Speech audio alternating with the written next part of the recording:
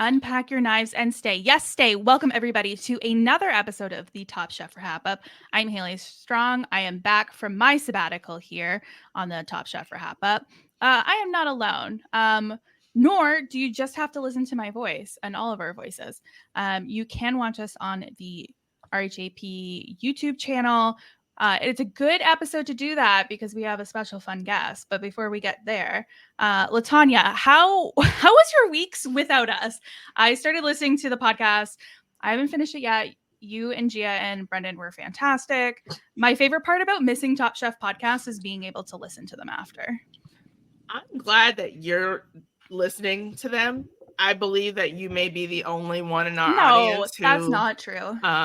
Well, there's two of you, and you're both on this podcast, so the bar is in hell. It was just really difficult to establish any kind of groove. I frankly don't know how you do it. And I don't know if you've noticed. I don't. I missed you both, and it was becoming more. Even though you said that you were on vacation, it was becoming more and more sus the longer that you were gone. And I was just like, are these bitches in witness protection? Has a mafia scheme gone awry? Has Haley decided to annex a part of a Latin American country to Canada? My mind just started to wander. So more than anything, I really just missed you. Yeah, it was suspect that both Curt and I were gone at the same time, but I swear it was just an inconvenient coincidence. Mm-hmm. Speaking in the same way that the fact that you're murderers is an inconvenient truth. Curt, welcome back to this side of the ocean. Thank you. I like you. Speaking of inconvenient coincidences, here's Curt. I was going to it, and I was like, "No, that's mean. I can't say that." Yeah. I didn't know what to do because I couldn't access Top Chef overseas. I feel like the last time I went, I was able to, or it must have been between seasons, but trying to avoid spoilers and Instagram, and I was actually pretty successful. So, yay me. Speaking of yay, we have best friend of the podcast back once again. It's our seasonal treat. Welcome back, Chef Jim Smith from Top Chef Charleston. What is up? What's happening? Thanks for being here again. It is always a pleasure to be here and talking with y'all. And I've got to say, I really did love the listen to Brendan and LaTonya, y'all talk about it was like listening to my favorite Star Wars podcast talk about the show that I used to be on. And so I really liked the synergy there. I was a big fan. But yeah, things have been going really well for me. The restaurant is doing great. We're still getting a ton of good press. This month we're in the Condé Nast Traveler as sort of the place to eat on the Alabama Gulf Coast. And so amazing. Yeah, we're chugging along, being a restaurant, sneaking away on a Thursday night to come and talk to y'all is a lot of fun. I know we usually get you during the brunch shift. We have moved our operation away from Sunday mornings now. I will be a little bit more awake for doing the podcast after those brunch shifts are usually because I've been beat down for 4 hours, so working the line and doling out food and then sitting on a podcast. And this one I'm much more relaxed and ready to talk about this episode. And I think since we last had you on, you and I have met in person.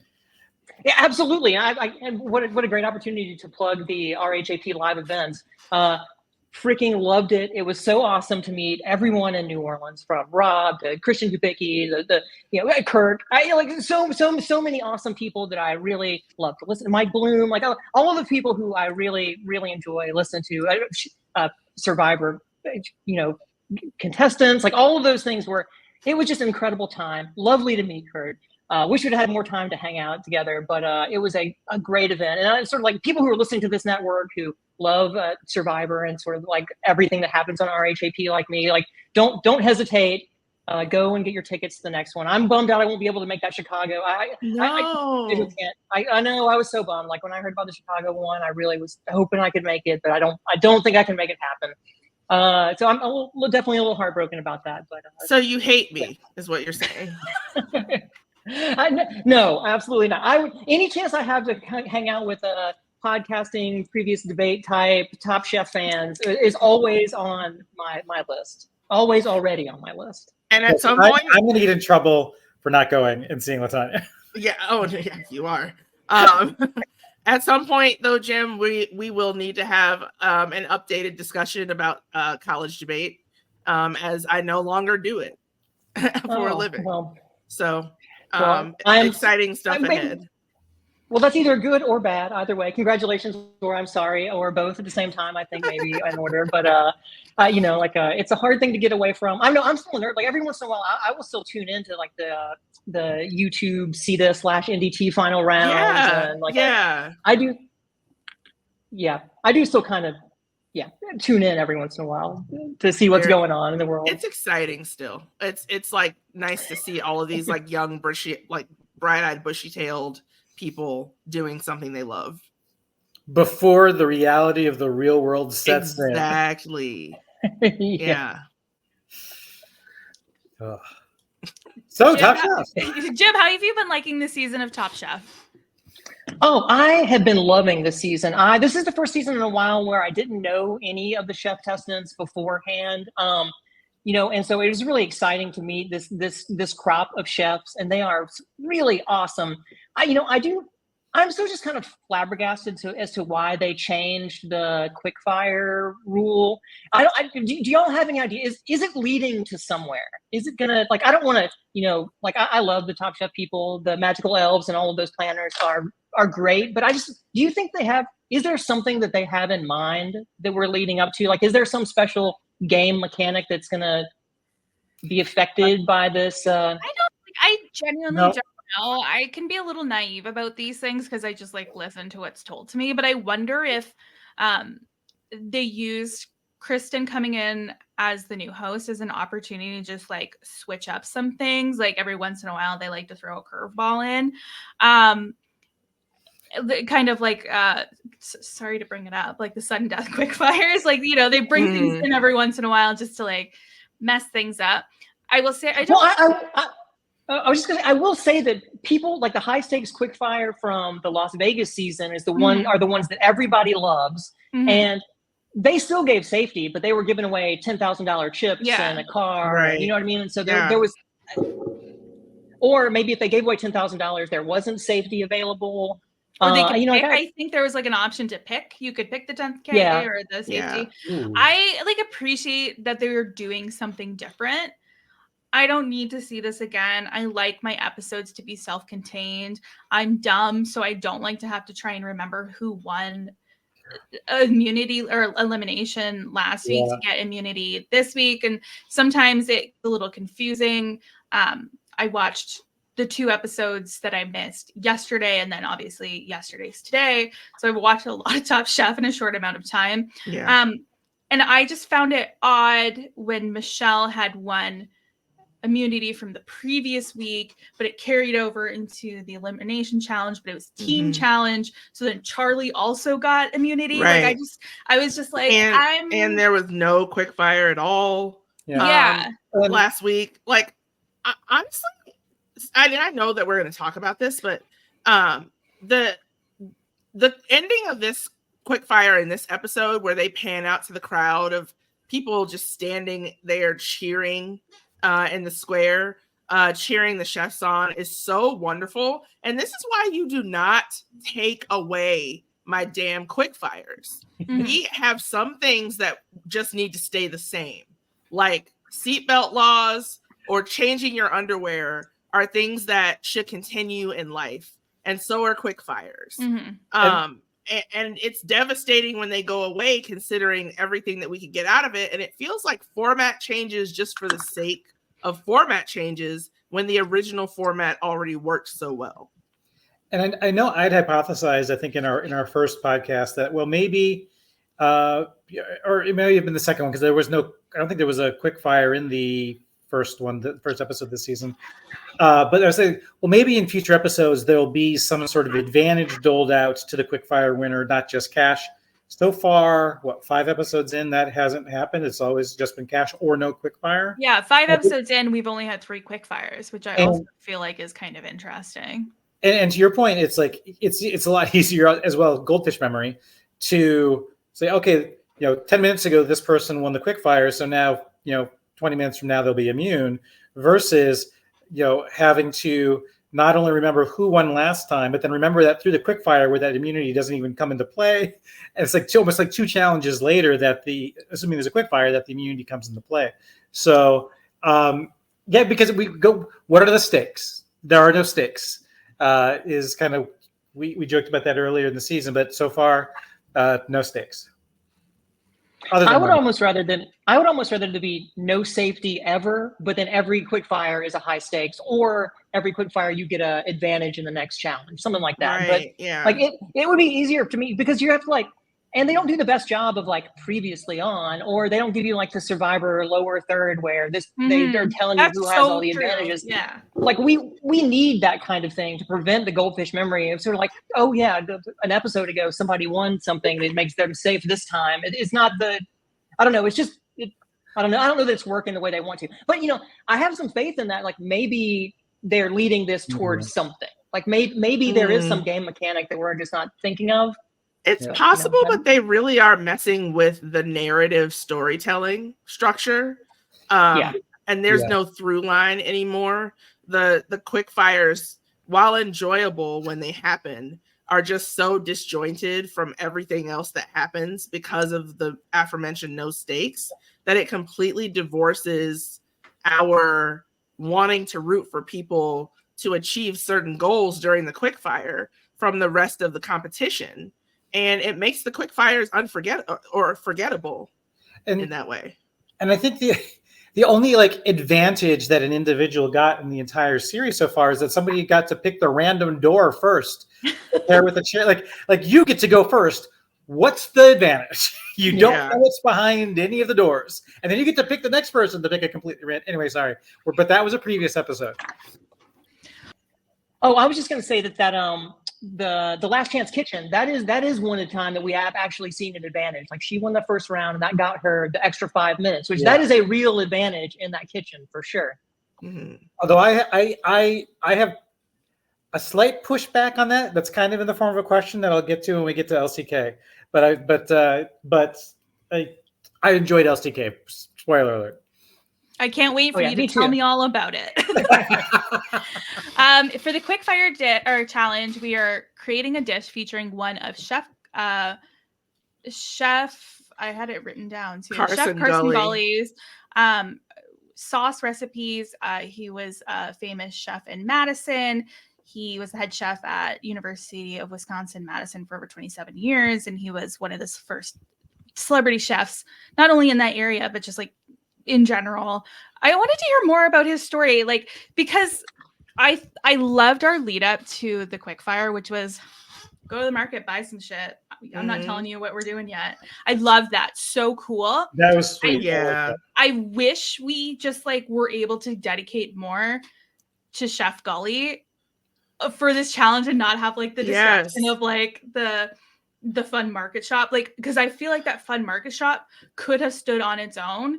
And it almost took away from them being able to really focus on those really cool, interesting sauces that we are hearing about. And also, Chef Gully I did some research because I had not heard of this man. You learn something new every day. He was not just a chef, but he was a celebrated storyteller. He was a notable figure in mid-20th century Madison, known for being a chef, but also an educator and a media pioneer. They spoke about how he and his wife were the first Black couple to have a cooking show in the 1950s. We get no other information about her other than that.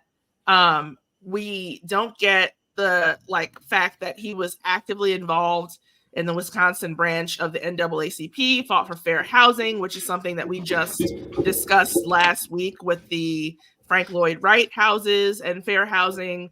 And he was one of the many people who came to the North during the Great Migration, and kind of on a fluke happened to cook for the Essex Lodge when the director of the University of Housing at University of Wisconsin-Madison happened to stop in for a meal and discovered him. So just so many amazing things that could have like been discussed further, or even like, you know, if you want to learn more about this amazing person or his wife, here are some resources for you. Mm-hmm. Like that type of education of your audience, I think, is very important. Perfect opportunity for a QR code to pop up on the screen. Scan this to learn more. Yeah, like I feel like Yeah, the shop was like. Oh, go ahead, Jim.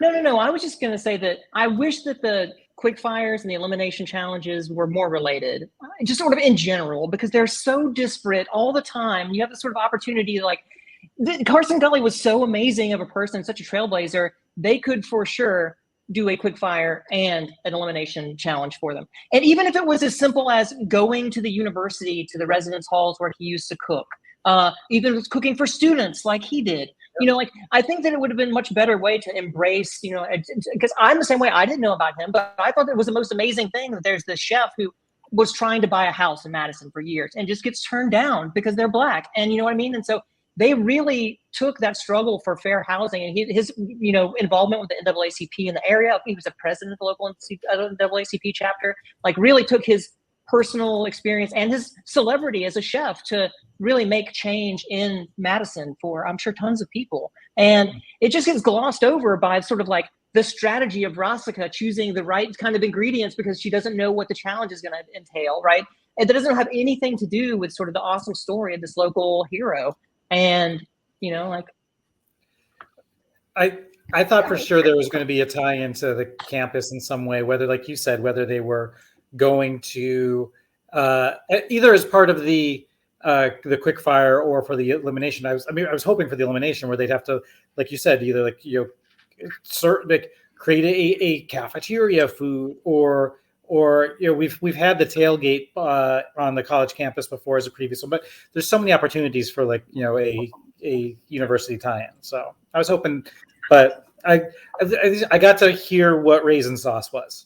But this could have even like the sauces could have even been the elimination challenge, because like we're learning about this raisin sauce, but Michelle like doesn't have the opportunity to use ingredients that would actually complement that well. Because it gave us in the lower third like goes great with ham. It's like, okay, well, why didn't you tell her that? Why didn't you tell Michelle, Queen Michelle, our sweet baby angel Michelle? Why didn't you tell her that ham would work with that? Give her the opportunity to like highlight this cool raisin sauce instead of just being like. Also, I really do think that they were just trying to make me go to the hospital this episode, because they were like, oh, Michelle has raisin sauce. She doesn't have the proper protein to cook with it to bring it out. Fantastic. Oh, it's a team challenge. Oh, she has a twin. The hell? And then like her facial expression, like we'll talk about this later, but when Kristen is telling the chefs about what a supper club is, I was just like, this is honestly it for her. Like she's getting way too much content in this episode, and it's happening right from the like get-go. This is her last episode. Thank you so much, Top Chef. So I just lived in fear the whole damn time. And she didn't get to do anything fun with raisin sauce. Other sauces we had. So Danny had cold oh my gosh, we're starting off right here. Cold horseradish sauce, and he made quick pickled cucumber salad with yogurt and sour cream and horseradish sauce. Dan had tartar sauce. He made diced grilled vegetable salad with fried bread and fried egg aioli with capers. Savannah had mustard sauce, and she made a salad with mustard and peach vinaigrette, poached egg, plums, peaches, and ground cherries. Kevin had mushroom sauce. He had poached egg with Sigana ram schnitzel. Charlie had the Creole sauce, and he made a fingerling potato with honey and tomato chèvre and roasted red pepper Creole sauce. He won with this. Rasica had a Spanish sauce. She made Spanish sauce, Moroccan stew with bratwurst and jalapeno popcorn. Amanda had the egg sauce, another one of our interesting sauces. She made Thai salad with coconut egg sauce and sweet pickles. Michelle had our beloved raisin sauce with spinach and feta baked egg with sweet and sour ground cherry, raisin, and ham sauce. Laura made an herb sauce with fattoush salad, fried tomatoes, eggplant, and feta.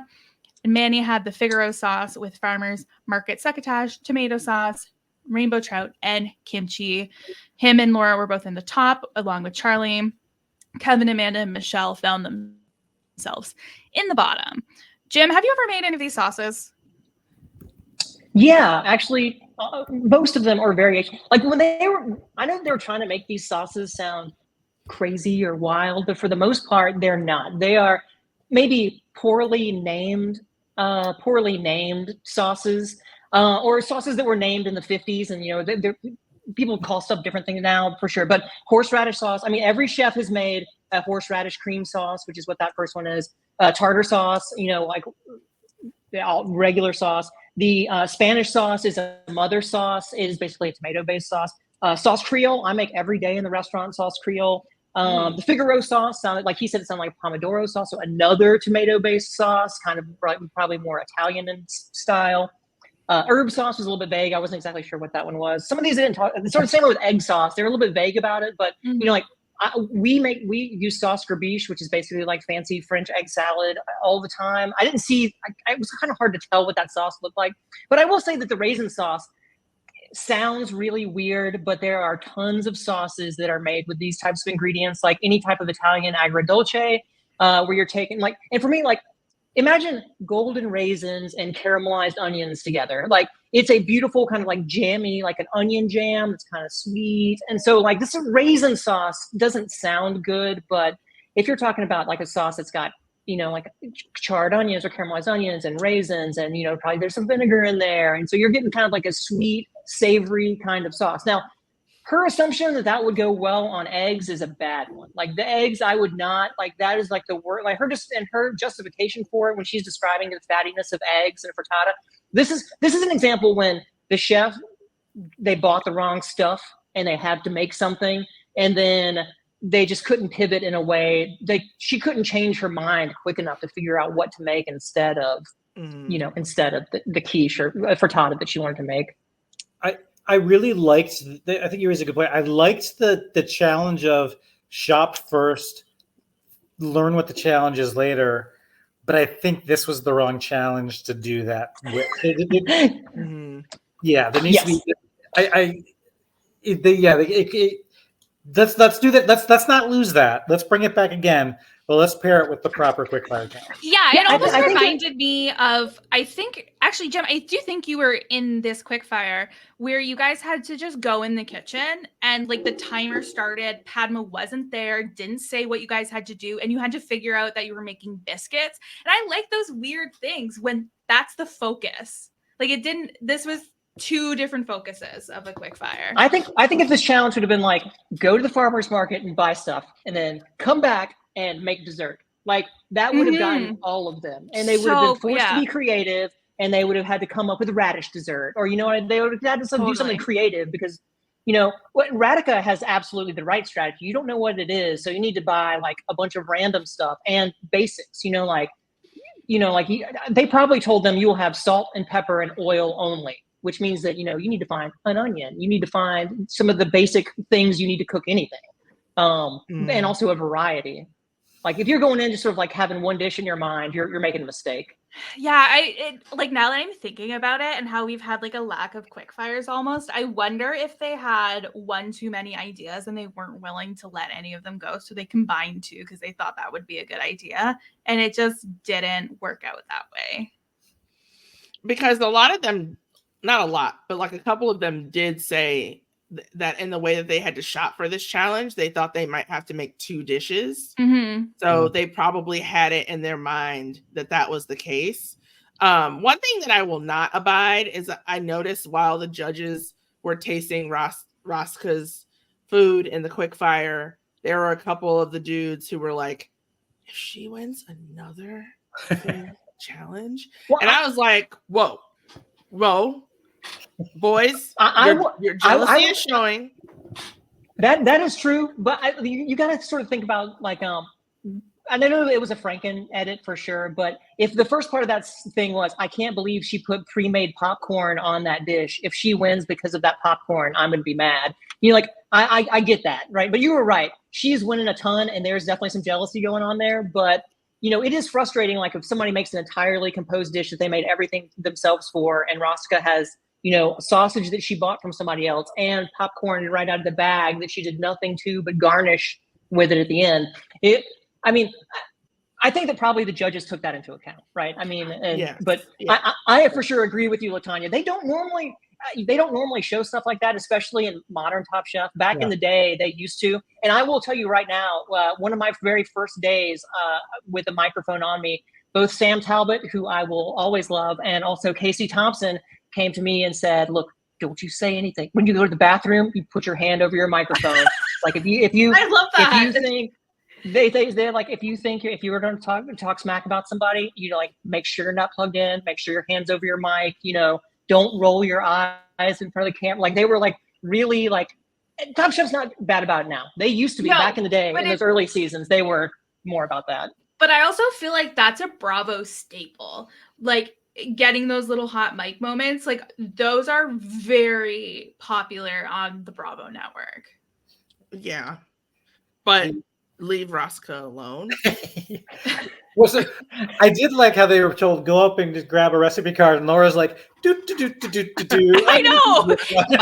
My husband was so angry at that. Like he was even more mad than like our friend Dan was. Like he was just like, how dare she do that? That's not in the spirit of this challenge. The thing that makes me the happiest, I think, about Dan, other than just like his existence in this competition and the fact that he's doing well, is the fact that it can be so shady, but just in the most fair way possible. Yeah. So you can't even argue with him. So when he was like, I guess if that's what you feel you need to do to win this competition, then that's what you should do. I can't stop you. That's just not how I would choose to win this competition. It's so good. LaTonya, which of these dishes are you ordering in a restaurant? None of them, because I can't pay and they would make me wash dishes. No, I'm just kidding. Let's see. I'm looking at the sauces that kind of like stick out to me the most. And there's something about the herb sauce. So Laura's dish, the fattoush salad with fried, I love tomatoes. So fried tomatoes, yes, please. Eggplant all day, every day. Feta in moderation. I love succotash. So Manny's dish is probably something that I would order. But I mean, like, I do also have to always preface my like saying yes, I would order Manny's dish with the fact that the dish comes from Manny, and maybe there's a possibility that he might deliver it to the table and I would get to gaze upon him, say no words, because I wouldn't be able to form them. But do you know how personally attacked I feel by the fact that I missed the episode in which Kevin and Manny were on a team together in which they called themselves the Power Bottoms? Like I'm devastated that like that aired and I didn't get to talk about it for lengths. Not only that, but it was almost glossed over in the podcast that we did. I was like, wait a minute. You two are here for a damn reason. We're supposed to be, I was just like, there should be monuments made. There should be a national holiday in every country. At least a t-shirt line. Minimum. Definitely a t-shirt line. Like, or maybe not a t-shirt, but some bottoms to wear. Like a booty short? Yes. Curt, which of these dishes are you ordering? So I'm really actually encouraged by the fact that like it seems like every season there's a specific piece of produce that just appears in a lot of the dishes. Sometimes it's a carrot, sometimes it's a radish. Cherries. We saw the Door County cherries make an appearance a couple weeks ago, and now everybody has cherry. Like they appear in several dishes this episode. So I was actually looking at Savannah's mustard sauce. Is that like Is that, correct me if I'm wrong, Jim, is that like South Carolina barbecue? It's mustard I based. kind of. Oh yeah, I think that's kind of what that sauce was like. I'm not exactly sure, but that sauce was a little vague. But yes, but that, with the peach vinaigrette, the ground cherries, the plums. I'll take the poached egg. It's better. At least if it was a hard boiled egg, I'd have to maybe question it. But yeah, her salad. There's lots of things in there. The stone fruit that was kind of calling out to me. It would have behooved them to put these sauce recipes up on the website. Yeah. Or even Jim, a little bit, just a better descriptor. Yeah. Maybe just a little description of what. Give me something. You think the show should be promoting itself? Is that what you're saying? I know it's crazy. I know it's so crazy, but like it's 2024, Haley. Have a blog. Like do something. Like I don't know. Jim, which of these dishes speak to you the most? For me, it's really everything that Charlie has been making is really the dishes that speak to me the most throughout the season. I know obviously he's had some issues here and there, but he and I cook a lot of the same style of food, but his, with that very specific Haitian influence, makes it really divergent from kind of like where I start. Like there is sauce Creole all over the South, the Caribbean, and it happens in different ways. And the fact that he's in New Orleans also makes it kind of interesting too. But really, that's the dish that kind of speaks to me, I think, the most of this group. Go ahead. No, go ahead. You go. Oh, this was just a total aside about Kevin. Is it?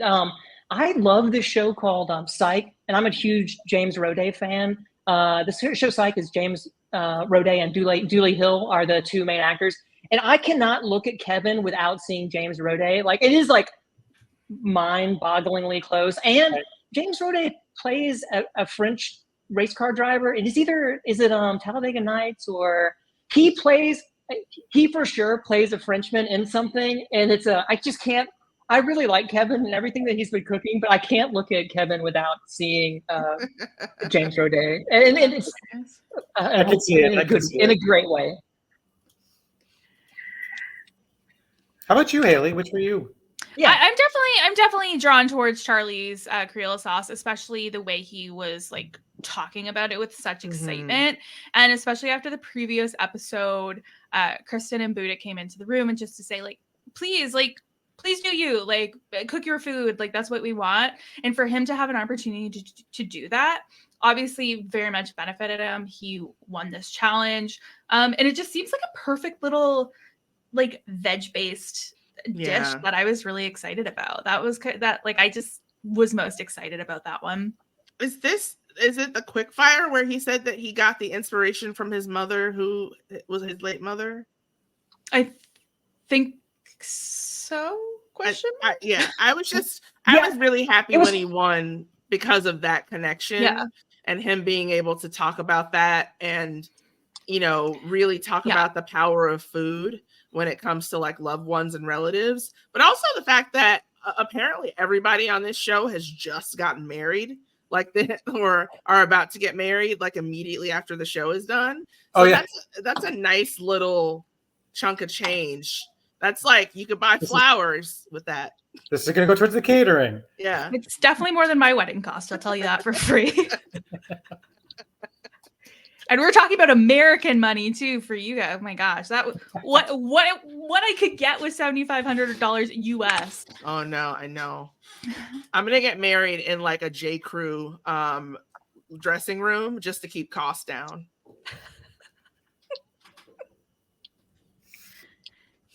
And now into the elimination challenge. This is one of the challenges that I have been waiting for once we heard they were going to Wisconsin.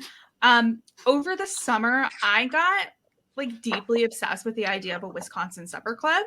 I love the ability, I love a fun theme, and like every supper club seems to be just theme of having fun and eating, which is what could be better than that. Just all the food that's usually served at a supper club is up my alley. So I was so excited that we were finally getting a supper club challenge. We were splitting up into two teams. The green team featured Danny, Charlie, Amanda, Manny, and Laura. And the purple team had Dan, Rasika, Savannah, Kevin, and Michelle. And there were certain things they had to make. They wanted a relish tray, a fish dish, chicken dish, beef dish, and a dessert. And these teams were going head to head. What did you guys think about this challenge? I couldn't remember if we had in our prediction, like we had predicted something beer related. We had predicted obviously cheese. I think we still are like waiting. What's going to be the Green Bay tie-in? I feel like I'm surprised I did not think about Door County cherries. But I couldn't remember if we had predicted Supper Club or not. But you're right. It makes perfect sense. I've been to a couple Wisconsin Supper Clubs, and it was nowhere near as nice as the one that they got to dine at, but it looked amazing. And like my mouth is watering right now just thinking about it. Yeah. Oh yes. This reminds me of the pub crawl challenge on All Stars. Yeah, me too. Quite a bit. Mm-hmm. Especially when they were showing the chef testants getting to like eat all of the food. There were just certain bites like that people were taking that you could tell they were being transported to another place. When Charlie took a bite of that fish, it was so crunchy. Like it sounded like they were doing Foley art in like a Quiet Place sequel or something. Like the crunch was so phenomenal, and I wanted that fish. I still haven't heard back from that supper club or the purveyor of said fish, but if you all want to reach out along with our cheese mavens and any beer connoisseurs, just adding it to the list of things. Mm-hmm. Have you been to a supper club, Jim? No, I'm actually curious about the economics of a supper club. Is it like a country club where you like pay a yearly membership and you just get to show up anytime? Or is it just like a restaurant where you come in and order and it's just a set menu, family style kind of? The one I went to was much more the latter. I got the impression that the club aspect was that you're just seeing the same people there all the time. But it was, you just kind of have that rotating menu and a very simple menu. You're not getting like a binder like you get at Cheesecake Factory of options. You've got very kind of so the prime rib and horseradish. The veggies, the salad. But no, it's not at all country clubby. I still remember I was driving. When I was living in Chicago, my office was based in Wisconsin, and I drive up there about once a month. And I still remember on the way back, I had to picked up some lunch on the road, and I stopped at like just a Wendy's, and I went inside to pick up. And there was a woman in line in front of me who was just taking forever, and she looked back at me apologetically, and she's like, "I'm so sorry. I only eat at supper clubs. I've never been to a place like this." I love that for her. And she is living a life I'm desperate to lead. I'm just confused, and maybe I need help. Like maybe this is part of the Wisconsin white nonsense that I just don't get. But like, is it just the prefix menu that makes it a supper club? Because to me, it just seems like a restaurant. I have the same, and I'm still like 85% in that camp. It's basically a restaurant with a very limited menu that it's not even like it's not even a fixed price tasting menu. It's more like, well, the beef option today is literally kind of what we saw today. The beef option is this, the chicken option is this, the fish option is this.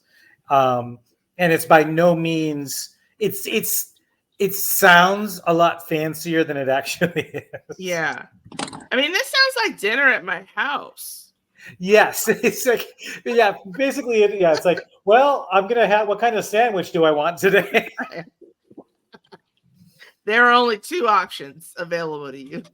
But for a Libra, that's actually great so that we don't have to make like such a big decision. That's a really good point. Yeah. Ordering food at restaurants can be a daunting experience when there are too many choices available. Yeah, and keep in mind, like I didn't go to any in Madison or Milwaukee. Like this was Neenah, Wisconsin, so it was your pretty standard fare. This wasn't by any means like $3 signs on Google in terms of the price. And then final question I have: Is the food seasoned at a supper club? From what I recall. Haley, don't make that face. Sometimes I say something and Haley just makes a face as if her soul has just left her body and she cannot believe that she's this bitch. No, it's not even that. It's like LaTonya comes in and is like, this is the most white people shit I've ever heard. I'm concerned that there's no salt on this or like any seasoning besides salt and like table pepper. And it just makes me laugh. It helps me re-examine like my own existence, which I appreciate. I'm here to help. Yes, it's seasoned. Okay. Jim, did you ever run into any budget issues on your season of Top Chef? Oh Lord. Yes, definitely. I don't remember exactly what it was, but I remember Emily being heavily involved in it. That sounds correct. No, just kidding. Just kidding, Emily. Yeah, no, I think I'm just kidding, Emily. You know, wow. I do think that kind of like once things are, I can't remember exactly, because I think that the rule changed after our season, because on our season you could edit. Well, no, maybe it's. I think once it's been scanned, it cannot be unscanned. That's what it feels like. So, that's what. That's what people at the end of the line. I think I remember you saying that in a previous season, and it definitely, as they were doing the checkout this episode, but that's very much what it seemed like. It was like, are we going to be able to move these things to the back of the scanning line? Or are we going to be able to get to the things in the back of the scanning line? Oh, bless Laura. Like this is my issue is that they each had like evenly $200, and like that's all you get. Like, sorry, everyone gets $200. Like, sorry, Manny Babe and Kevin Babe, you pick beef dish. Like, you have to deal with the fact that you picked beef dish, and that will take up a majority of your money.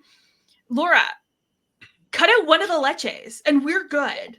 No, we need 17 leches. Just one of the leches. You could use leche budget for darling Danny's leche budget. Like pickled veg. Like, he needs another veg. Like, his plate looked good, but it had like one thing on it. He was like, "That's all I got, babe." Danny was really just like, you know those TikTok videos where they heat up the pan and they just put in ice cubes. Like, that was basically. Am I the only person who had issues that they didn't call it cuatro leches? Me, I did for sure. Like, it didn't even cross my mind. It's like, we're gonna call it tres leches, but it's got an extra leche. It's the fourth tres leches. Yeah. It's like, no, that's 7. Tres leches plus uno. I mean, I was big mad for Danny, and I don't think if I was in his position that I would have been so measured. And he walked off. He wasn't measured. He walked off in anger. No. He was measured and calm compared to the raging bitch I would have been. I'd have been like, Laura, like, screw you and your milk. I'm stealing one. I would hide one of the milk. It was the cocktail that she served. It was the cocktail. That's so right. And I would have stolen the rum and drank it myself. I'd been like, give me a shot of rum. I will say too that I noticed that it's not in the same scene, but it's a scene where she is at like a different counter, and you can see that there are 6 bottles of the 4 Roses that she was buying for her cocktail right there. And you know, like, that's not the expensive 4 Roses, but I will tell you that the wholesale price, because that's what we use as our well bourbon, is like $30 a bottle, and there were 5 of them right there. And so you're like, that is just the alcohol alone that she bought, you know, is over $100. And so, like, there's no, like, I don't know, for sure. The people who ordered the steaks, the people who got the steak definitely spent over $200. But I also suspect that probably the cocktail put hers over $200. Yeah. Well, and I think you do have to, I think it's fair. Like, okay, we'll start here. But now let's see who needs to, who's willing to potentially. You need to barter your budget, basically. Yeah, well, and I just don't really understand, and maybe it's a time issue, maybe it's a planning issue, I don't know, where they didn't like sit down together and build a shopping list of like, there's this. like There's no because- time for that. Or I There's I no know, time. and that's frustrating as somebody who loves organization. But it's just like, But I'll tell you Talk what to the each best other. strategy is. The best strategy is to have everybody have everything that they want at the thing at the same time. And then you need to pick the most expensive stuff and the stuff that everyone has to have, and you put that through first. And Mhm. then you look at the duplicates, like you have a Right. 5-pound bag of sugar, you have a 5-pound bag of sugar. And then you sort of edit back and forth that way. That's really the best way to do it. I know that it sounds like even more of a mess, but no, maybe that it could be No, like it makes total sense. sense. That makes sense. I was wondering though, could they have, Jim, could they have looked at, okay, like you said, the 5-pound bag of sugar, we really only need half of that, but that's all that they sell here in terms of quantities. But it turns out the other team also needs sugar. So we'll give them some of our sugar so they don't have to buy some. But in exchange, they'll buy these ingredients that we can then use. Like, is there any sort of allowance to barter items between teams? I bet that the Top Chef people would not care if there was some trading at the end, especially if the dishes ended up better. It probably wouldn't even Right. make the show, but if somebody was like, hey, can I borrow a little bit of y'all sugar? I suspect that no one would be like, no, that's not your sugar. You know what I mean? Like, I don't think that would happen. Yeah. This does though continue a pattern of behavior with Laura where she just has no F's to give. She's just so unbothered by anybody else's problems. I it can't doesn't like she's occur to oblivious her or just yeah, like it's like she's oblivious. Like it doesn't occur to her that No. there's like a competition happening outside of her sphere. Like And she thinks she's just like there to like she's to given do a her brief thing. and she does it. She's like, Yeah. all right, this is And cool. it's like when she, like, of course, I think it was Charlie, if I'm not mistaken, who first made that spill, but then she definitely made it worse. Holy. Okay, but first of all, like, why isn't production being like, everyone pause, we're Hazard, cleaning this up? everybody, Because, like, Laura could have been like a Canadian Workman's Comp commercial right there. Yes. Mike Bloom made me watch it many years ago. It You was. guys- I know what you mean. Yeah. It was really hot what she was holding, and it splashed back on her. Yeah, and it was then poor, really scary. and then our poor beloved Dan, like going down like a ton of bricks. Like, Yep. Oh, I was so worried Yeah. because Like- he's my draft pick. No, but like he's That- got enough problems. Yeah. Like getting around when you have chronic illness, I can say from experience, it's hard enough on its own. But then you throw in a random fall in the middle of the day, and you're just like, oh, okay, I guess I'm just gonna be like bruised and hobbling around for the next 2 weeks during this competition show. But like she was just like, I don't know what you want me to do. Like, she was like, I'm sorry, I was like, it was slippery when I slipped. And he's just like, and they were like, do you see all of the alcohol that you're buying? And she was like, yeah. you're welcome for a good time. Yeah. I was a little big mad. One of my favorite things though was Savannah yelling, and I know that this was for the other team, but when they were like having their budget issues, she was like, the onions are not the problem. She's right. But you know what was the problem? Her effing white sturgeon caviar. Like, girlfriend. Oh man. Like, It was just such a shit show. The whole shop was so I was wondering when they were going to get to this episode where it was just like a total meltdown for everyone trying to buy food. But this was like, I was legitimately concerned people were not going to have food to put on the plates. And Me too. Like, poor Danny, he was like, I have enough for 15 plates. I decided just to purchase some pickles. Here you go. I will say that I think Danny did not like his dish and was hedging his bets and kind of giving himself something to tell the judges. Like, I agree. You're telling me you couldn't find some spare crudité anywhere that there's not a random carrot hanging out somewhere. Like don't like, you know, like I don't buy it. He didn't like his dish. He knew his dish had problems and he was looking for a way to hedge himself. I'm pretty positive that's what he was doing. And I don't blame him for that. That's the smart play. if you can have an excuse that's a legitimate one, like, hey, I had $35 on my dish, but it is hilarious that you're just like a special, like, of course you could find a spare crudité hanging around. Like, it's such a chef A thing scrap. to A say. scrap. They did that in the first challenge. Yeah. It's just grab that bag of baby carrots. You're good. Danny had the relish tray. He made pickled vegetables with black garlic tahini, labna with za'atar, smoked whitefish, and frenna bread. I like the sound of this. You know what? I'm surprised the judges didn't go harder on either team for not having what I felt like was a cohesive menu. Yeah. Well, I felt a lot of that this episode and Last Chess Kitchen. I thought that the judges were very lax on the rules as like the interpretation of things. Yeah, I very much didn't feel like any of this made sense together, frankly. There was no through line. Like, we have like a North African relish tray, we have like the Japanese chicken dish. I hate on during the Restaurant Wars episodes when their theme is world cuisine, so they don't have to like narrow it down on anything. Yeah. So I wish we had a bit more of like a connection, like everybody has to use the black garlic or something like that to make it more streamlined. You're getting the United Nations of supper clubs, and that is what you are stuck with. And if you don't enjoy it, then I don't know what to tell you. I would enjoy it, don't get me wrong.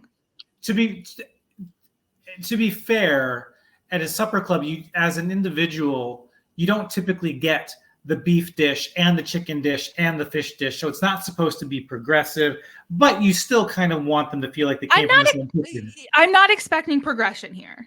Okay. I'm expecting a through line. And I don't think that's unfair to expect. Something resembling anything. That to sounds like a feel like a team. That like it all came from the same team. Because if you would have served these two meals side by side, I wouldn't be able to be like, oh, this is this team's and this is this team's for sure. Like there's no separation.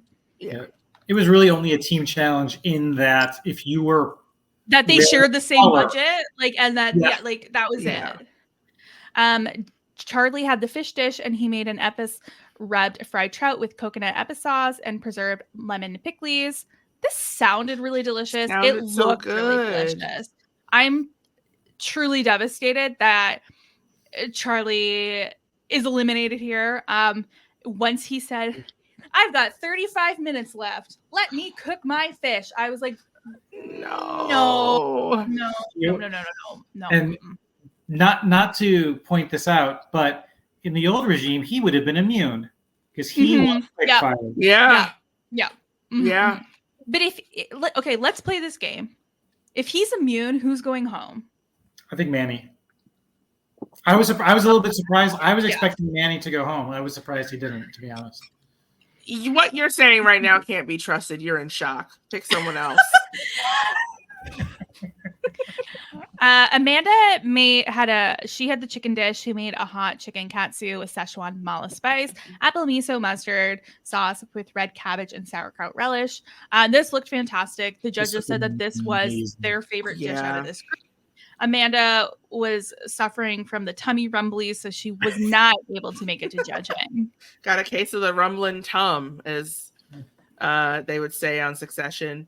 I felt bad that she wasn't there to be like, hey, you were the best of this shit show. Mm-hmm. But I was glad that she was getting like some treatment, because no one wants to have to perform when they're not feeling their best. Especially when you have the rumblies. I'll tell you that. Oh, yeah. Sure. Yeah. And I know on the next time on, they showed her, so I'm glad she's back. Good. Yeah, because it seemed like daunting. It did. It seemed like a Survivor kind of, is somebody like medevac. That's for sure what they were setting up. Maybe she got the case of the rumbling tum from trying all the dishes that are made. I would too. That's a lot of beef. My stomach can't handle that. My stomach cannot handle that much rich food. I've learned that the hard way. Manny had the beef dish. He made an ancho-crusted New York strip loin with palm puree and cilantro, epazote, and Marcana almond salsa verde. This sounded good. Yeah. His steak looked like a steak I've never seen before. Like that was. He's still at he hasn't even described the dish yet. And one of the people at the table, I can't remember, was W. Kamal Bell still one of the judges at this point from the Quickfire? I can't remember if he was. I think he was still at the table for this. I think he was one that was like, Murr. Like he mooed. No, that was Kevin's. That was Kevin's because it was so Kevin. underdone. Yeah. The hot boys had problems with their beef tonight. Manny's was like somehow like undercooked and like it was like to medium rare, but they're like, they should have cooked this one to medium because this is tough. And his palm puree looked like sticky, which is like not the texture I want in my potatoes personally. Right. When he said, I'm going to make this steak the way I like my steak, I was like, oh no, this is not going to go well. That was also Kevin. Yes. Were we not talking? No, we're Kevin? talking about Hot Manny, not Hot Kevin. Oh, okay. Sorry. No, they're both so hot. Wrong bottom. And Laura, like he said that he sous vide his steak for like an hour when he realized it wasn't going to cook. And so like, I don't know, we sous vide steaks before searing them, and an hour at 135 gets the steak to a internal doneness of medium.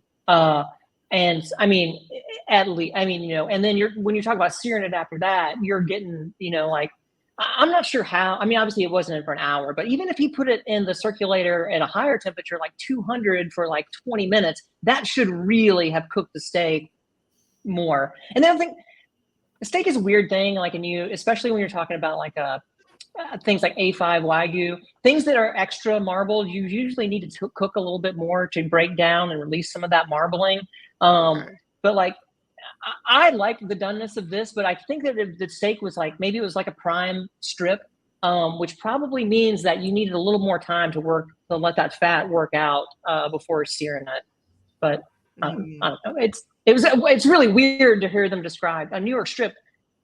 New York strip raw should be easy to cut. Like I'm not exactly sure. I don't even know what happened there. But. I love the judge that asked him like, dude, what do you do other than being a chef? That was W. Kamal Bell. Absolutely. Yeah. You look like you like have been in fights. Like he was like former MMA fighter or something. Yeah. He's like, yeah, I see that. I knew it. And then Laura made her dessert, the 4 leches cake, the Tres Leche cake with brandy cherries and chocolate brandy cocktail. I like the idea. I love that she was inspired by the cocktail they were given in their meal. At that point, just stick with it and don't make the cocktail as well. They were like, this isn't connecting. And then the cake was a little sweet, but she was she was a little oblivious. It was interesting. And I'm glad I don't know if when Tom really called her out on it, I don't know if it sunk in. We'll see. But he was like, why would you even do the drink? And she was like, oh, because it's good. And he was like, yeah, it's good, but you took all the money from everybody else. Yeah. I'm wondering, because we've seen in like restaurant wars where even though there's 4 people per team and often 4 dishes, that like this dish will be brought to you by these 2 people. Like these 2 people collaborated on a dish, and then this person made these 2 dishes.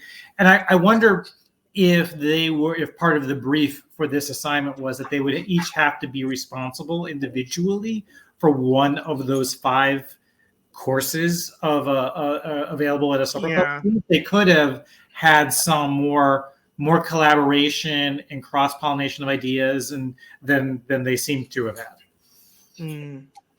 Yeah, I bet they were given each chef has 1 dish. I suspect that was probably for sure part of the rules. Honestly, I would have liked to have seen this. I would have liked to have seen this instead of one team than the next team. I'd rather seen it dish by dish, you know, because they're. Me too. You know, like, yes. I agree. Bring out. The purple team, they were wearing, in my opinion, the most beautiful aprons they've ever featured on this show. This is my favorite color. beautiful. I want one of these. Top Chef, if you're listening, please, we would accept them being sent to us.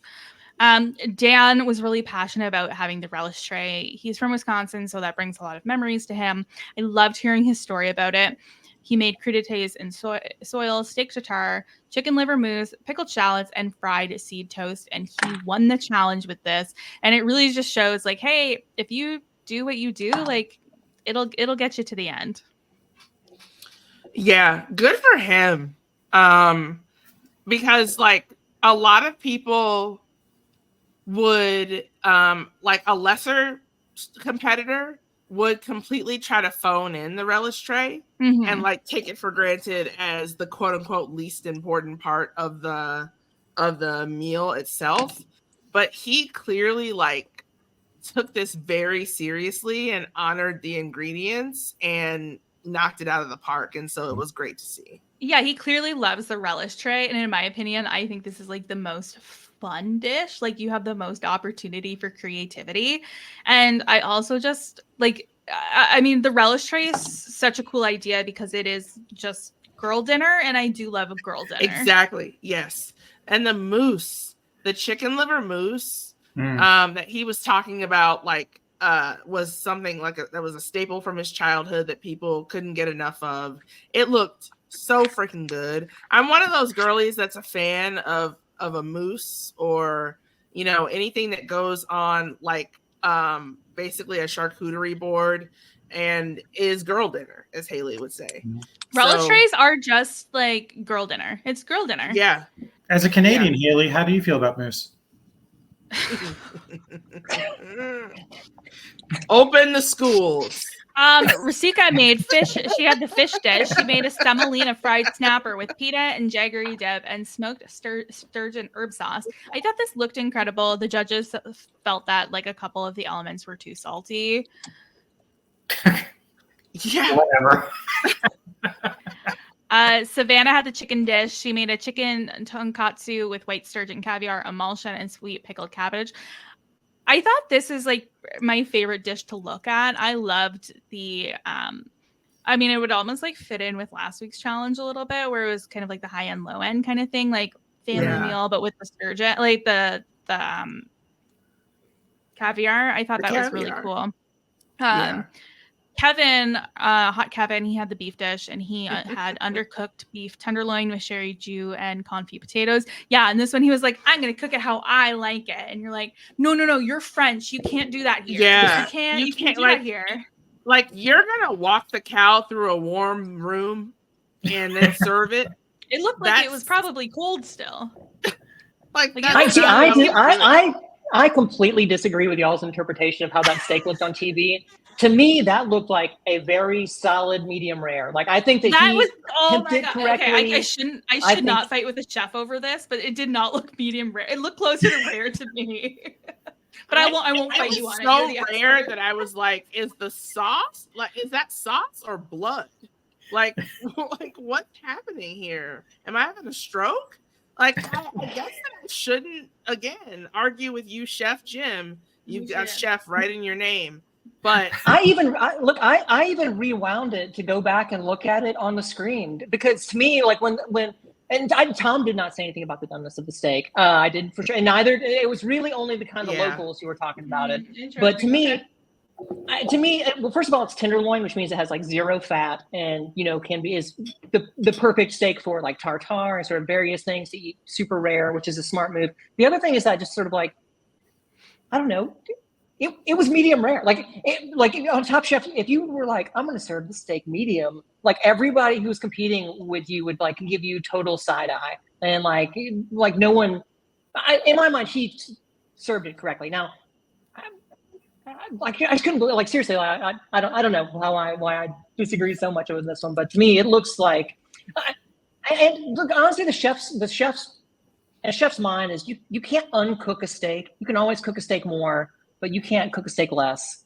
And so that's kind of important for restaurants. So like I tend to err to be a little bit under rather than be a little bit over. But at the same time, to me, that one, you don't have to be French to like a steak cooked that way. It looked like exactly how I would serve it. We'll defer to you then. Yeah, Yeah. we will. And we're wrong. You're right. You're smart. We're yeah. dumb. You're good looking. We are not attractive. No, definitely not that one. And then Michelle had the dessert. She made a coconut bread pudding with pineapple cream sauce. And I feel like Michelle, out of anyone besides probably Dan, like understood this challenge the best based on the dish she made. Like I felt like bread pudding was very much like along the lines of Supper Club, but then she like added her twist to it. She made it kind of like a cuttable cake, which is like not a way I've ever really seen bread pudding presented. So I thought well, not like I always see it in like little ramekins, like individually, kind of, rather than like a beautiful like casserole of like bread pudding. So I thought she did a really beautiful job, and she also brought. They're like, we wanted more pineapple, and she's like, me too.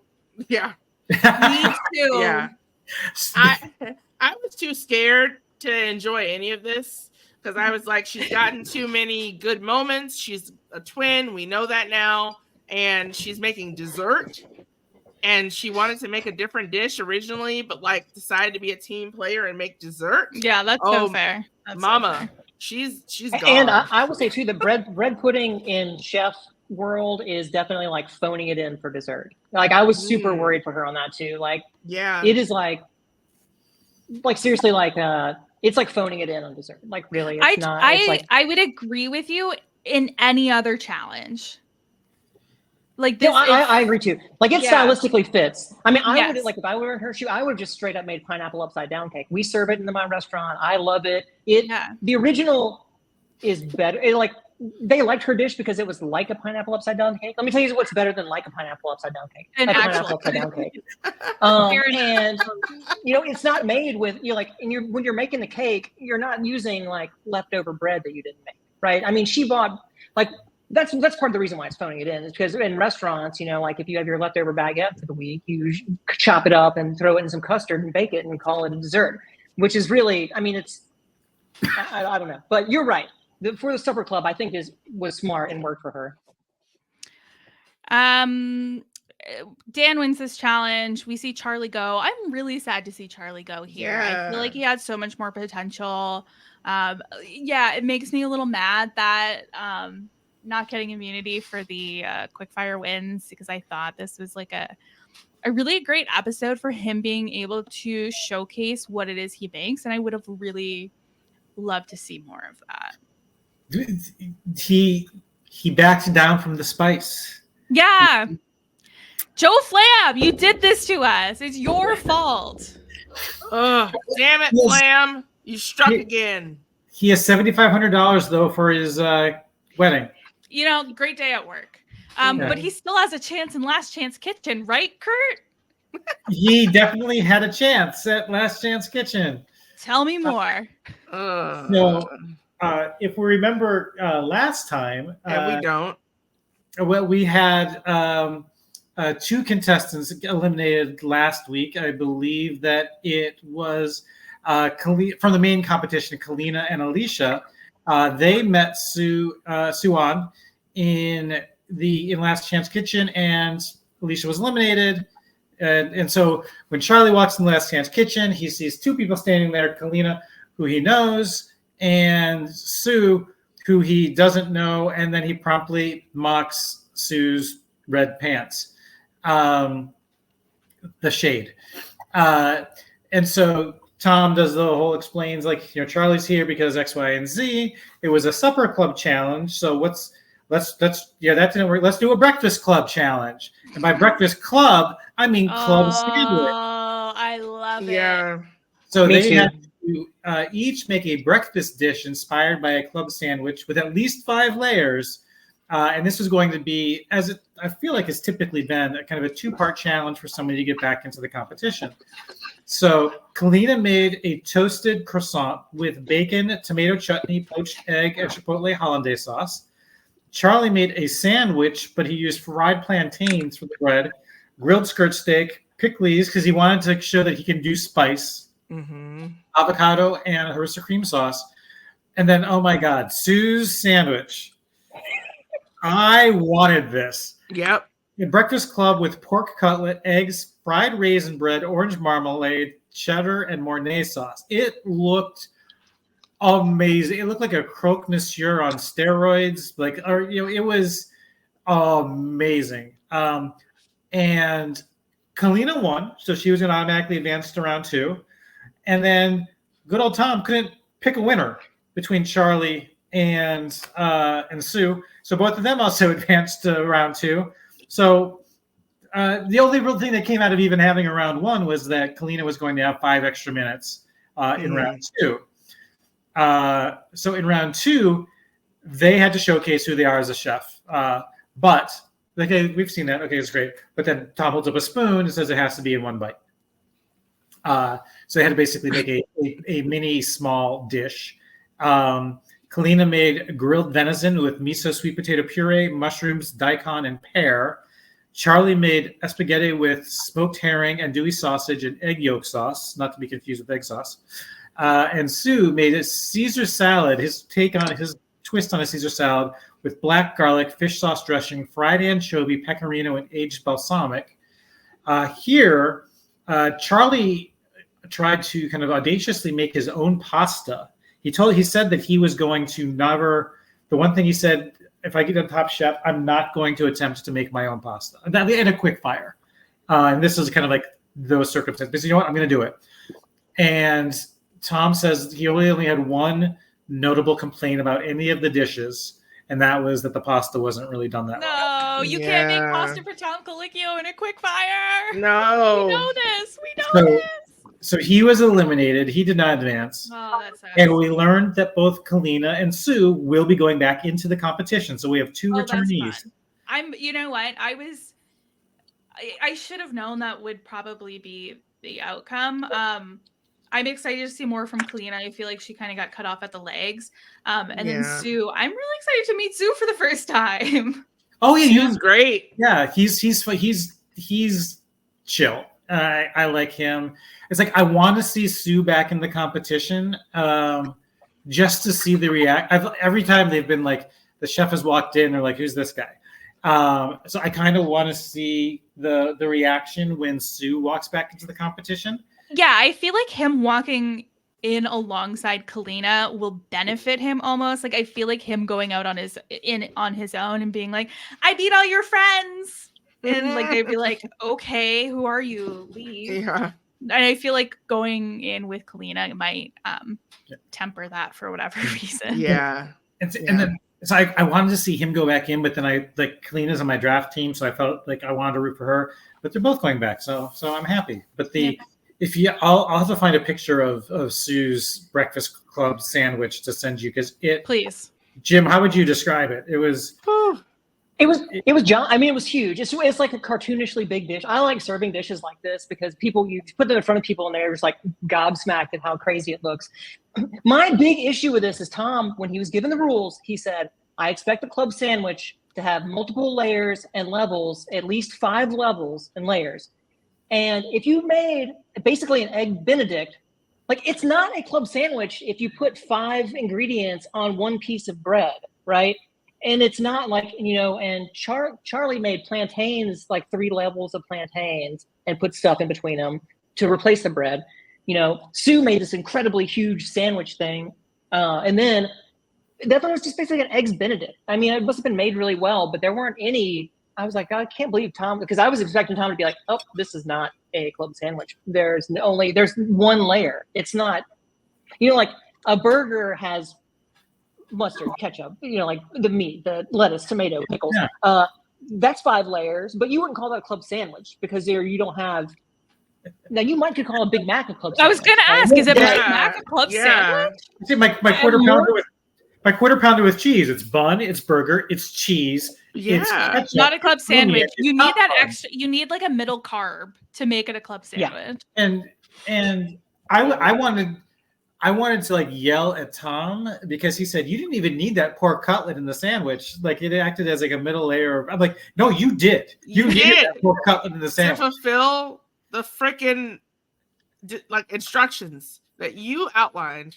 It's not. I mean, the sandwich did look like I mean, like if you could marry a sandwich, which maybe you can. I don't know. I should probably start looking into it. That might be the sandwich that I choose to marry. Like anything where there's like egg yolk happening and it's just like a sauce, for something. Oh, like I used to not be a runny egg girly, and now things have changed. Things have really changed. So I can't wait for them to come back in and for everyone to be like, the hell? Yeah, exactly. Sue has a real like deadpan. Like you like look at him, he looks like he's gonna be mean. And everybody he starts talking, he's like totally chill and like really laid back so and like cool. I'm making Caesar salad. It was like but he has like kind of a stare, which makes you think he's like, oh, what is this guy? Is he? I'll say something else I thought really funny too. The red pants joke, I'm pretty certain is probably like a continuity thing. Like I suspect that they did all of the filming all in one day, and he just didn't bring a change of pants. And I suspect that probably like all of them calling him red pants and him saying, these are my lucky red pants. I think maybe just sort of like they decided to lean into it when he realized that he didn't pack up a change of clothes from the hotel that morning. So. Could very well be. Could very well be. He did say that he wears his lucky golf pants. So he did. These have at least he had like a passable backstory just in case. They would film all of these Quickfires on the same day. Oh yeah, I suspect Quickfire. Sorry, Last Chance Kitchens. That would drive me like batty. Are you kidding? Yeah, like do you remember in Top Chef Kentucky when Brother Luck was like came back into the competition and he was just so spent? It's because he just like did all of his like Last Chance Kitchens in one day and then like immediately had to jump into the competition. And like that's why he was like done. You hear Sue saying he's tired. Like they literally catch him. I mean, he's on. You hear him say that he's tired in the last part of the challenge, and it's probably because they probably started filming him like 6:30 in the morning, and by the time they get to the last one, it's like 8 or 9 o'clock at night, and like he's just living on, energy drinks and adrenaline probably and hope. Yeah. Yeah. Living on a prayer, really. LaTonya, what did you eat this week? I had some food. Let's see. I had lamb chops for the first time in my life. What? I know. I know. I feel like we mentioned this when Chef Nick was on the show, and he was like, we have to meet just because I have to rectify the problem of the fact that you have not had lamb chops. Like, this is an issue. And at first I was like, is it going to be too gamey? I don't really. And then it was just savory and like a really unique flavor profile that I'd never experienced. They did just serve them as like, here's your lamb chops. There wasn't like a sauce or anything. Was it seasoned? It was seasoned enough. I could have used more seasoning, if I'm being honest. I also had from this place called Egg Tuck in Chicago. They basically, the reason that I wanted these breakfast sandwiches is because I was watching these two British guys who always go to Korea. And they go to like Korean breakfast places where they do that like really fluffy egg in the middle of like, and there'll be bacon. It's a breakfast sandwich, but it just looks amazing. And they have this egg tuck. So I get a bacon and cheese with an avocado added on. And it is so freaking good. They also have tater tots as well. And there was like one more thing that I had. I've just been eating a lot of rotisserie chicken, which I know is not like exciting at all. Very exciting. I've been talking about rotisserie chicken all day today, and I'm not kidding. That's not a joke. Spoiler alert, like mine is that yesterday I was having such a day where I was like, I have no thoughts to think. Like for dinner, I told Ethan not even to grab a full rotisserie chicken from the local Sobeys. They do like these packs of like of the rotisserie chicken already shredded because I was so lazy. I was like, I can't even think about doing a rotisserie chicken. I made a lovely buffalo chicken salad, and people on my Instagram are like, what is this? Like, what is? And rotisserie chicken is a godsend. It's so freaking good and versatile. And I've been having like rotisserie chicken sandwiches with some avocado, some tomato, mayo, of course, because I love mayo. And yeah, like just generally enjoying rotisserie chicken, which my ex-boyfriend called a tish chick, which You're in better. and of itself You- is a reason to break up with You someone. dodged the bullet. You I'm dodged like the bullet. I'm a roto chick girly. That is, I told him that you called them roto boys, and he was like, "Oh, yeah, I that can does sound like better something I name would than say. and I was like, "Tish chick is definitely not a better name than roto No. boy." Roto boy, you know what you're talking about. Yeah, Tish a chick tish is- chick just sounds like you got a lisp and like you're having a crisis. yeah. But that's neither here nor there. Curt, what did you eat? So I just got back from a 10-day trip to London. Made my usual rounds to Spitalfields Market and Borough Market, and just ate a lot there. My new favorite place, if anyone's visiting London, Mercato Metropolitano. It's like this huge food hall with just like 30 different places. I went there probably 4 times. I had at this Uzbekistan food stands. I had pulled lamb noodles. I had a truffled Philly cheesesteak. I had this great chimichurri steak jalapeno sandwich from an Argentinian grill. And they have beer and gin cocktails. I just go there and eat like lunch number 1, then I read and people watch, and then I have lunch number 2. It's amazing. Yep. And then I did a couple tasting menu places. One was a place in Shoreditch called Counter 71, which was really good. And then we went near Victoria Station to a place called A Wong. So it was like 6 courses, but each course was like anywhere from 3 to 7 small shared plates. And each course was also like one was from the Hunan province and one was from the Sichuan province. So like all the elements of this one course had like lemongrass to some extent or another incorporated. Just some amazing, like there was this thinly sliced piece of pear that you used to wrap up a piece of Wagyu beef, and like so it was like a little tiny handheld taco that you Wow. Amazing stuff. If you want to follow me on Instagram at Curt Clark with 2 C's, I think I've got photos and videos of each of the courses, and you just see, it was so good. Yeah, I was gonna say, your post from that Chinese place looked incredible. Like really, like I flipped through this picture. I like zoomed in on the menu a couple of times. Like it looked really spectacular. It was crazy, and I went there with a friend from Saudi Arabia. So they swapped out all of the pork-based dishes with things that they could eat. So we didn't match the menu precisely, but they were like really accommodating and just really good service. And like they're showing you videos from each province between courses. Anyway, That's cool. But yeah, that's me. Jib, what have you been eating and/or making this week? Oh yeah. For me, well, I mentioned Gerbiche earlier, and soft shell crabs just came into season. I think we'll start last week here in my area, and so soft shell crabs are back on the menu, and we serve them with a sauce Gerbiche, which I mentioned before is like fancy egg salad. It's made with capers and cornichons and soft boiled eggs, and it's really traditional French condiment. We do that with a little bit of a fresh watercress at the end. Really a good seafood dish, really good sort of classical seafood dish. The other thing that I'm super excited about, and I serve this dish every spring, and I'm really trying to make it happen. And I did notice that Southern Living posted a whole article about this dish, which it makes me feel better about trying to make this happen. But pear salad, old school like 50s style pear salad.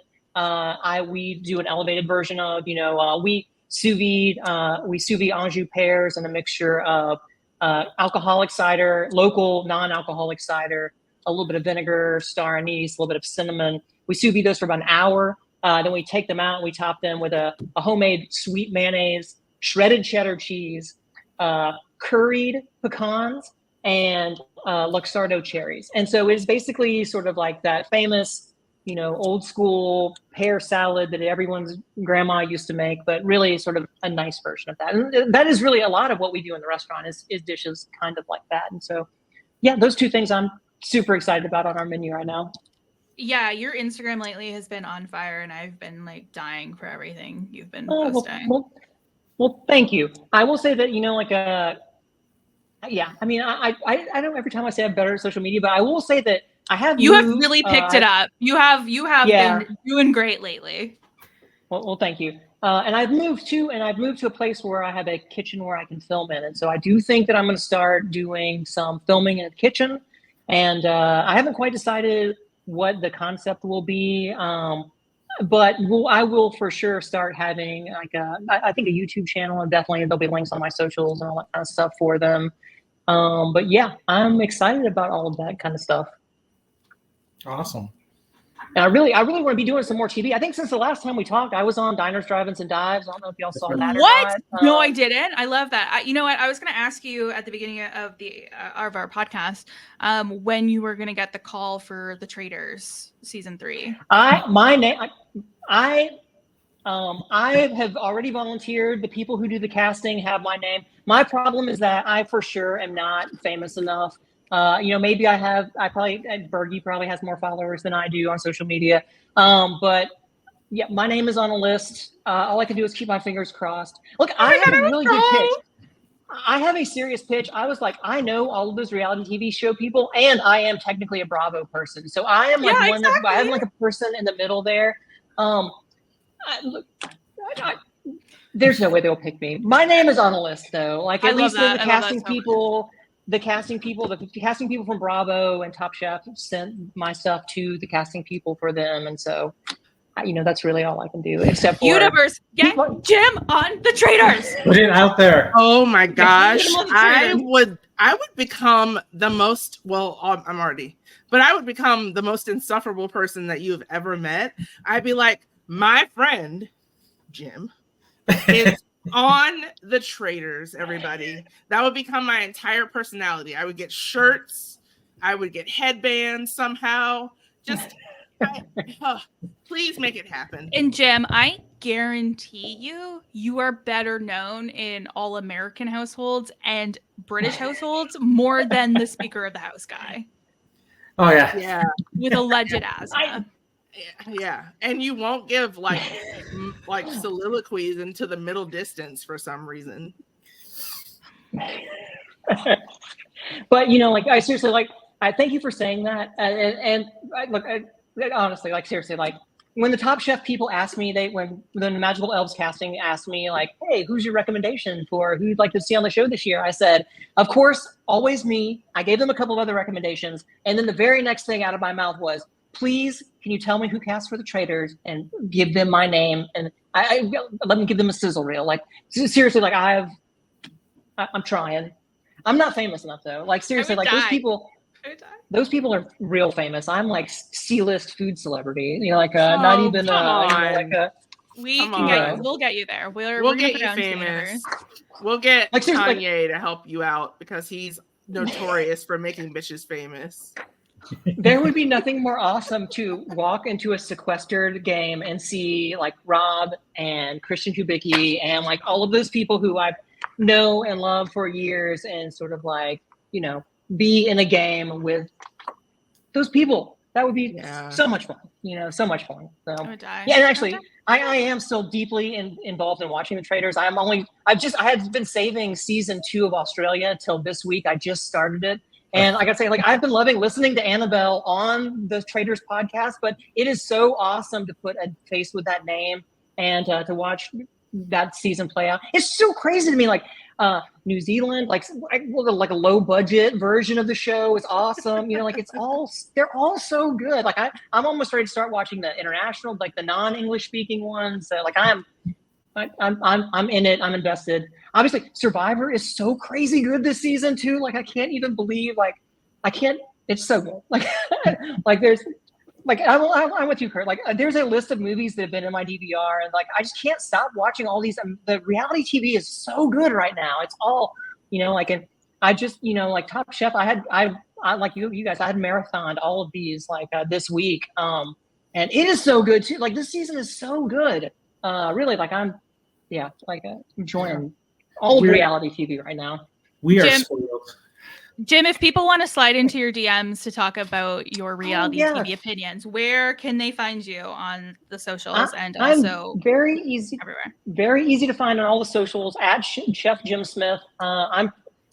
Like if you're DMing me, sometimes I'm a little bit slow at getting the DMs and like all the various like DM managers and stuff. But you know, I do respond to them, and I'm easy to reach out to. And like seriously, if you just want to send me an email, it's easy to go to the restaurant website goes right to my email. Any of those sort of things, you can send me an email.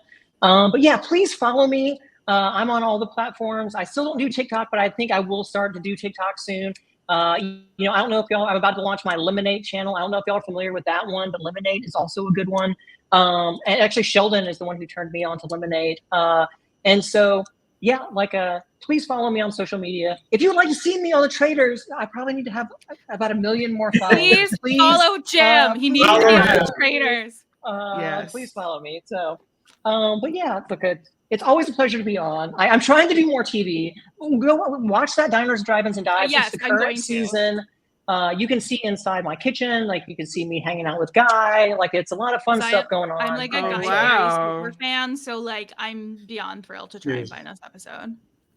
We did one time we did an episode of our podcast about Guy Fieri, and I mean this wholeheartedly, I cried on the episode because I love Guy so much. And I will say, like, for years and years, chefs hated on Guy, and I trash can nachos. I get it, but I'm so glad to see that Guy, like, he is respected in the chef community as much as anybody else for his social activism, the way he takes care of restaurants and restaurateurs, his ability to provide exposure to great causes, and really just sort of a guy who is about supporting chefs and independent restaurants. Like there's nobody out there who does a better job and is fun to hang out with and embraces all of the flamed shirts and spiky hair and just really leaning into who Guy is wonderful. And support Guy Fieri. He deserves it. A wonderful guy. His show is great. I will say the Diners, Drive-Ins, and Dives, they really feel like they've gone through most of the actual dives and are really sort of stretching out into independently owned restaurants where everything is scratch made. That's really how they found us. And, even though we're definitely not any of those things, it was an honor to be on the show and a pleasure to work with such an experienced sort of like production crew, because that show happens fast. Like I get the call and within a month they're filming. And it is sort of like a lot of stuff that you have to get done to make it on that show. And it's just sort of like, it's very organized and executed incredibly well. I just can't say enough positive things about my experience with Guy Fieri. I love hearing that so much. Oh, it makes my heart so warm. Curt, where can people find you on the internet? Best place is probably Instagram. I've taken off the padlock. I'm now public at Curt Clark with 2 C's. If you want to check out those my food experiences in London, probably best place to follow me there. LaTonya? I've been doing a couple things. You can find me on the 100th episode. Yes, that's right. The 100th episode of Crime Scene, Mari and Sarah's true crime podcast, where we discussed Crime Scene Berlin, the nightlife killer, which is available on Netflix and is a really good watch. Comes from the same people that did the Cecil Hotel documentary. If you're involved in true crime at all. Then I was on the Recap Kickback talking about Shirley, and there's more Recap Kickback stuff that's coming up that I just can't chat about yet. And then it's important that I get this out there. I'm going to be doing a lot more podcasting very soon. I'm going to be working with Silent Podcasts. I'm also going to be working with Felipe Chimon's network, The Brazilian Dragon, just doing the content that I want to do. So I think that you all should be on the lookout if you have your Versus feed from post-show recaps. Please keep that feed because some things are going to be coming through that you won't want to miss. And there's some fun people that I'm excited to podcast with. And honestly, Jim, at some point I would like to have a conversation with you, because there's some stuff that I would love to have you guest on a podcast as well. I would love to. Consider me a yes. Wonderful. So keep in touch with me as I start to kick things off. Things have moved a little bit slower with the rollout after post-show recaps for me, but I think that's just the way that it needed to go for it to happen. So I'm grateful about it. Follow me on Twitter at LK Starks. Follow me on Instagram at Stormborn1222. I have a TikTok, but I need to revamp it completely. I've never even posted a video. I just go there to lurk. But yeah, there's lots of new content that's coming, and stuff that you would expect me to do and stuff that you would not expect me to do with people that you wouldn't expect me to do it with. So please keep in contact. And you can find me on Twitter and Instagram at @strong_. You can check out my Bookstagram account at the Strong Library, where I post reviews of everything I read. I am blowing my reading goal out of the water this year, and I cannot believe it. And I will probably hit a slump soon. So I do also have a TikTok. You can follow me at Strong Takes on TikTok. Yeah, you do. You know, I post all of that stuff on Reels anyway, so you don't really have to follow me there, but whatever. Chef Jim, thank you so much for joining us. This annual Talking to You is one of my favorite episodes of the season. And I know it's Curt and LaTonya's too, and then also our audiences. And it's always a thrill to be able to talk to you, because not only do you give us the fantastic insight of being a chef and being from Top Chef, but also just like loving reality TV as much as we do. And that's so fun.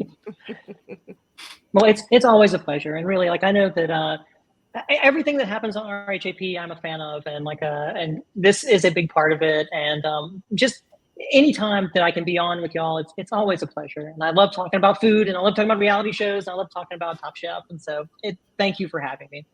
Anytime. And with that, you guys can pack your knives and go. Bye.